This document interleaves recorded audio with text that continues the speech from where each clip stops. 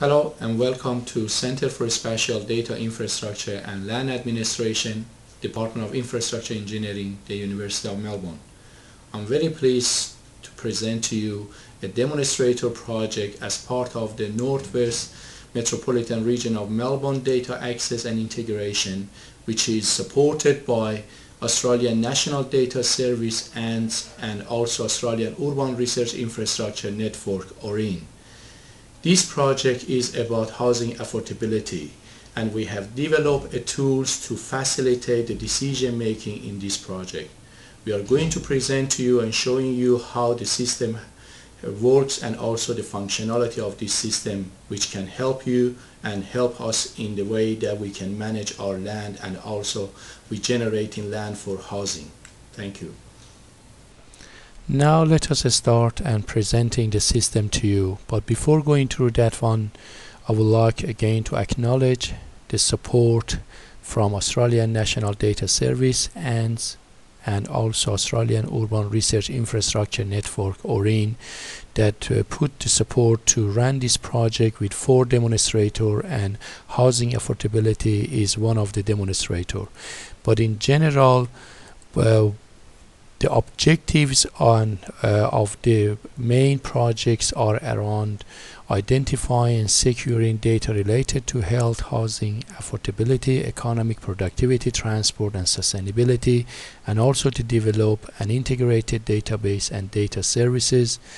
And for conducting the 4 demonstrator project with housing affordability is one of them, and also maximize the potential for future research through collaboration across the research and government communities. Based on this, now we can start and showcasing the housing affordability platform which we have developed. These sections demonstrate the capability of data integration as a tool to enhance housing research and analysis. In particular, it focuses on housing affordability issues in the Northwest Corridor of Melbourne. The tool is intended to achieve 3 things. First, to identify developable land parcels and properties that have potentials for residential development. 2, to analyze land administration processes that impact approval of development rights. And lastly, to understand demand factors influence on housing affordability.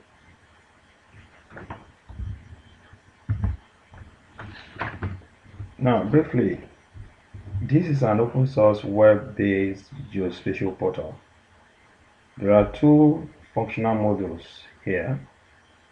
The first one is the development potential analysis that measures the DPI and the potential of the land.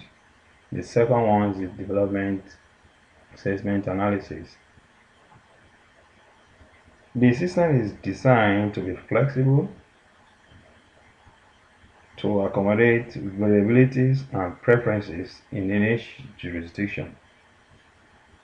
Some tooltips are provided as prompts to guide the users in the selection of variables and setting of parameters.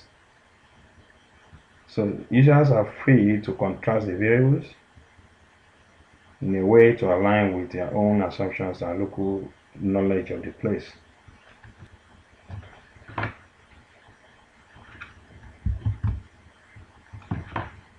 Now, let us consider some scenarios by looking closely at the 2 modules. The first module is the development potential analysis and is divided into 2 broad sections. The first section on the left deals with the identification of the potentials, and the second section deals with the possible constraints that might be imposed on the available land on the left. Now, to start with, we need to select the local governments areas to be included in the analysis. Now, the first section here, the first box, calculates the development potential index. The index varies from 0 to 1 with higher value indicating higher development potential. For the purpose of this demonstration, let us make this 0.7. Now, the user might be interested to know the implication of distance to transport facilities, especially public transport. In this regard, it might want to know how close is the available land to train routes, train stations, and tram routes. In this case, it drags the slider to desirable limits, which it has. The same thing could be done to distance to public places or public facilities by just dragging this to desirable extent. Then the user might decide to pick the land uses. In this case, we are interested in residential, so we're clicking on residential land use. Now, if the user is more curious and he wants to know what type of constraints are imposed on the available land on the left side, then decides to select all the variables on the right side to be able to analyze how these constraints impact on the potentials as we have on the left side. After selecting all the desirable constraint of variables, it clicks on analyze. Now, the second module is development assessment analysis, and the essential thing here is to be able to determine the efficiency of development assessment in the study area. Just like the first one, we have to select the local council areas to be included in the analysis. Then the first section here deals with the number of days, determining the number of days that it normally takes to get development assessment. The user possibly might be interested in knowing how number of objections impact on number of days for assessment, and possibly wants to know whether the council requested for further information or whether there was public notice in form of publication regarding the development or where there are regular issues. Now, the second category here deals with the type of application, categories of application tested.